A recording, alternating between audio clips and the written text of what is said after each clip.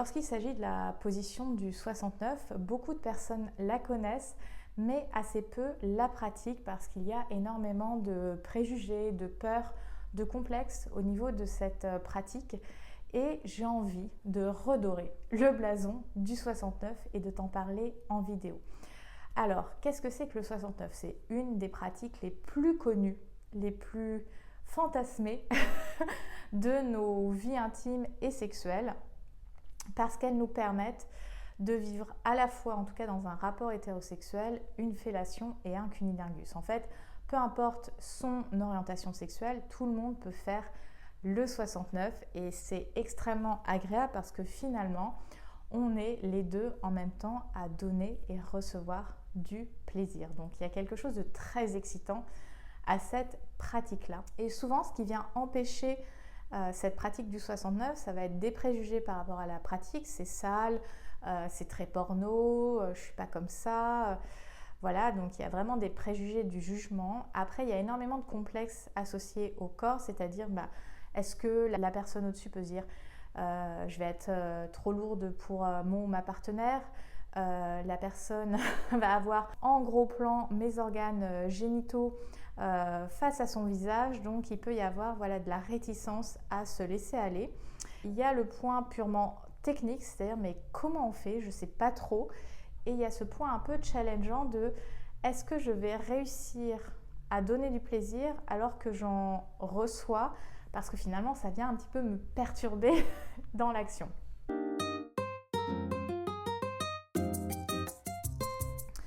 Alors déjà, c'est important de savoir que le 69, c'est une pratique qui est tout à fait honorable, qui a la même valeur que n'importe quelle pratique, que n'importe quelle position, et que comme n'importe quelle position, elle peut être extrêmement savoureuse, agréable à tant recevoir que pratiquer. Posez-vous des questions. Sous quelle lumière j'ai envie de pratiquer cette position? Est-ce que c'est dans le noir total? Est-ce que c'est avec des lumières tamisées, des bougies ou alors full light? Donc créez-vous le contexte. Est-ce que j'y mets de la musique? Est-ce que j'y mets une certaine ambiance au niveau olfactif? Est-ce qu'on se crée aussi un contexte pour en parler, pour se partager nos inquiétudes, nos craintes avec notre partenaire?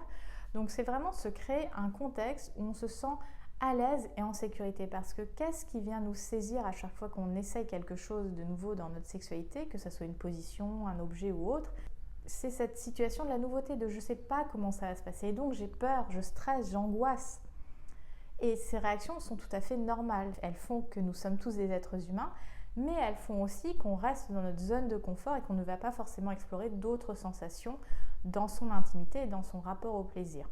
Donc je pense que c'est important de se créer un contexte bienveillant où la parole circule, où on communique, et peut-être avant de se lancer directement dans ça y est, on fait cette position, peut-être qu'on peut se mettre déjà de manière habillée plus ou moins en 69 pour s'habituer à la position, c'est-à-dire y aller petit à petit. Peut-être qu'on se met en forme 69 mais on se masturbe avant d'y aller avec de la sexualité orale. Donc vous voyez, il y a plusieurs paliers par lesquels on peut passer avant d'arriver au 69, on va dire classique, avec de la sexualité orale. Donc autorisez-vous à avoir recours à tous les paliers dont vous avez besoin avant de vous jeter dans le grand bain. Après, lorsqu'il s'agit d'anatomie, c'est souvent les femmes qui vont se sentir mal à l'aise avec leur vulve. Alors je ne dis pas que les hommes ne sont pas complexés par leur pénis, puisqu'il y a toujours la question de la taille du pénis, de la pilosité, etc. Je veux dire, le corps, il est tel qu'il est. Et moins on sera familier avec l'image de notre corps, et moins on pourra laisser quelqu'un être familier ou familière avec notre anatomie. Donc mesdames, osez prendre un miroir et regarder votre vulve. Peut-être que vous direz que c'est moche, mais le fait de se dire que c'est moche, c'est cette société qui nous a conditionnés. Donc commencez à être curieuse finalement de votre anatomie, de votre vulve, de votre pilosité, si vous souhaitez garder de la pilosité. Personne n'a à vous imposer quelconque règle d'épilation pour votre corps. Donc si vous avez envie de garder des poils, c'est votre droit le plus strict. Et pareil pour les hommes. Les hommes ont un peu plus l'habitude de regarder leur sexe parce que leur sexe est à l'extérieur de leur corps. Le sexe féminin est beaucoup plus en intérieur. Donc c'est ça qui vient créer la différence, et le fait que les hommes sont finalement moins complexés par leur anatomie de base que les femmes, parce que ils ont un accès visuel direct, que pour les femmes c'est un accès visuel indirect.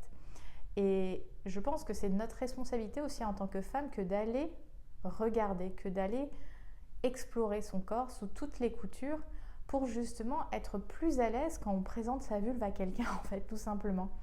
Après, quand il s'agit de cette question de est-ce que je serais trop lourde, machin, tout ça, alors oui, le 69, ça peut être une personne sur le dos, l'autre personne au-dessus, tête beige, et on a le rapport, enfin, on fait le 69, soit on décide de le faire sur le côté, c'est-à-dire on s'allonge sur le flanc, et moi je suis au niveau de l'entrejambe de ma partenaire, et l'autre, par miroir, et au niveau de mon entrejambe. Donc on n'est pas obligé de le faire sur le dos, on peut le faire sur le côté. Peut-être ce sera plus confortable, peut-être qu'à ce moment-là on explorera des sensations différentes. Bref, oser sortir du cadre en fait, parce que la sexualité ce n'est pas juste des pratiques qu'on copie-colle, c'est aussi comment on se les approprie par rapport à notre morphologie, par rapport à notre corps, par rapport à ce qui nous met à l'aise. Donc oser faire des variations, oser prendre des libertés finalement avec ce que vous expérimentez, tout simplement. Important lorsqu'on a des moments de sexualité orale d'avoir des mouchoirs, ça peut être utile, d'avoir des gourdes ou des bouteilles d'eau pour se désaltérer, parce qu'effectivement ça va demander de la salive et que parfois la production de salive elle ne suit pas. Donc n'hésitez pas à avoir de l'eau. Alors ce qui aide aussi à avoir un petit peu plus de salive, ce sont les boissons chaudes. Donc peut-être avant de vous lancer dans un 69, prenez un thé, une tisane, enfin quelque chose qui vous hydrate et qui amène ce côté un petit peu tiède. Moi, de toute manière, je suis pour qu'on ait des bouteilles d'eau, des mouchoirs, qu'on fasse des pauses. Attends, je vais boire. Je pense qu'il faut vraiment décomplexer tout ça. Et après, il y a vraiment ce questionnement autour de est-ce que je vais pouvoir donner du plaisir alors que j'en reçois et que ça me déconcentre. Je pense que c'est important de s'observer dans ces moments-là. C'est-à-dire que oui, il y a des moments, une caresse, que ce soit avec les doigts, la langue que l'autre me fait, va me faire une explosion de sensations. Dans ces moments-là, j'ai le droit de faire une pause dans ce que je suis en train de faire et de vivre l'instant présent, de ressentir ce qui est en train de se passer. Et peut-être qu'après, je retournerai à ma caresse. Et peut-être que je peux dire « Oh là là, c'est trop bon ce que tu es en train de me faire ». Donc, je pense que c'est important de sortir de cette image encore de la performance que un 69 réussi, c'est forcément un 69 où les deux commencent en même temps, terminent en même temps, se donnent du plaisir en même temps. Il peut y avoir aussi ce rythme à tour de rôle où là je vais un petit peu plus sur toi, je me mets dans une position où j'accueille, je réceptionne le plaisir, après c'est moi qui vais t'en donner. Et c'est aussi très beau et très bon comme ça. Après, en termes de technique, si on en venait à parler un peu de technique, oui, on va jouer avec sa bouche, mais qu'est-ce qu'on fait de nos mains ? On peut caresser les cuisses de l'autre, les fesses de l'autre. Est-ce qu'on joue avec l'anus de son ou sa partenaire ? Évidemment avec le consentement, avec lubrifiant, etc.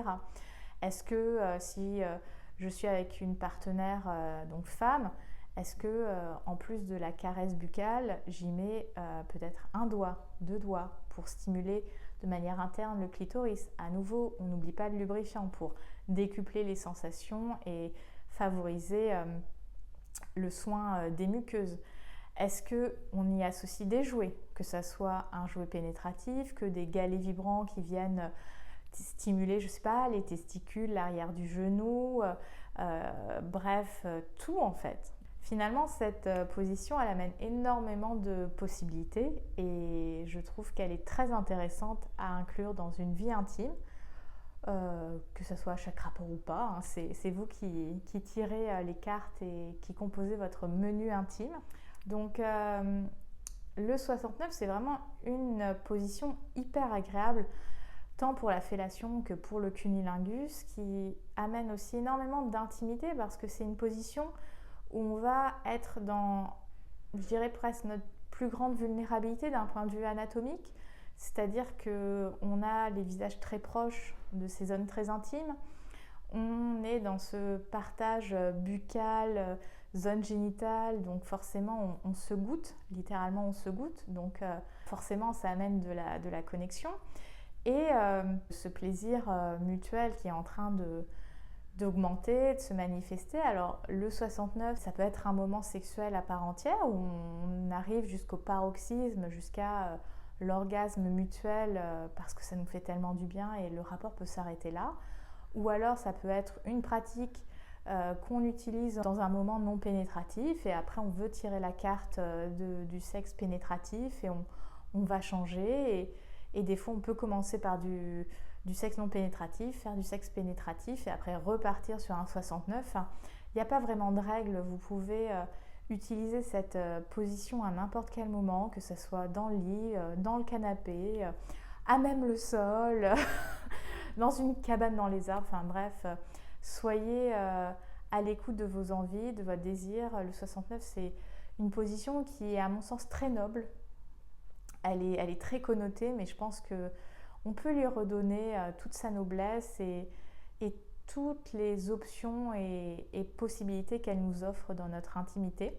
En tout cas, voilà ce que j'avais envie de vous partager sur cette position. Dites-moi dans les commentaires si c'est une position que vous pratiquez, si vous aimez la pratiquer, comment vous aimez la pratiquer.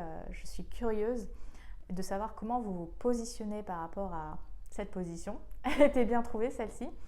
Si vous avez envie d'aller plus loin, je vous invite à aller visionner cette vidéo au niveau des meilleures positions pour pratiquer un cunnilingus. C'est vrai que des personnes avaient commenté le 69, mais je voulais vraiment garder le 69 pour une vidéo à part entière. Donc si tu veux aller plus loin en termes de cunnilingus, je t'invite à regarder cette vidéo.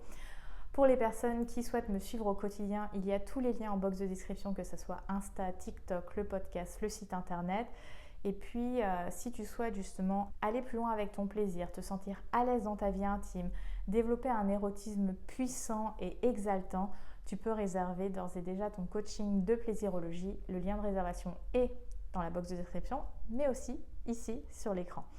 Je te souhaite une très belle journée, prends soin de toi et surtout libère ta version fauve pour rugir de plaisir. Bye!